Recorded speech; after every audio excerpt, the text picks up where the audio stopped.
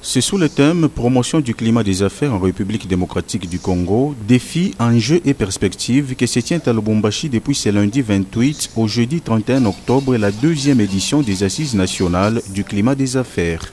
Une rencontre qui se déroule sous le patronage du vice-premier ministre et ministre du Plan et organisée par l'Agence nationale pour la promotion des investissements, ANAPI.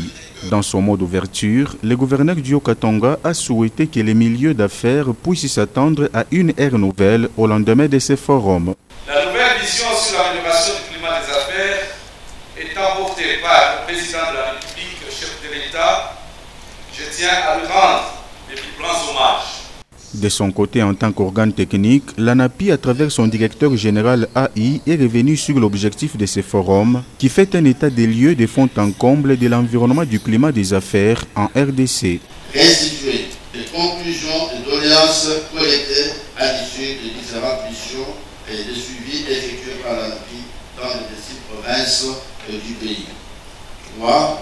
Cerner les difficultés et contraintes rencontrées par les provinces dans les processus de mise en œuvre des réformes et proposer des solutions idoines. Les assises proprement dites qui marquent la session du dialogue public-privé ont été officiellement lancées par le vice-premier ministre, ministre du Plan, Guilain Nyembo, en ces termes.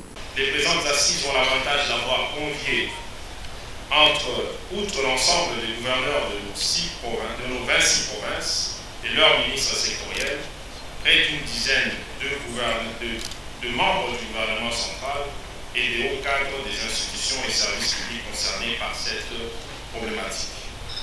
La promotion du climat des affaires en RDC est une thématique qui répond vraisemblablement aux enjeux de l'heure. La nécessité de l'assainissement du climat des affaires avec tous ces agrégats, notamment la sécurité juridique et la sécurité judiciaire. Dans la partie essentiellement consacrée au panel, les orateurs abordent les différents sous-points du thème principal, à l'instar du vice-premier ministre, ministre de l'Intérieur, qui a abordé les points relatifs au diagnostic sur les contraintes identifiées dans les 26 provinces sur l'environnement des affaires. Un peu plus tard dans la soirée, le vice-premier ministre, ministre du Plan et coordination de l'aide au développement a tenu un point de presse sur le lancement des Assises nationales du climat des affaires.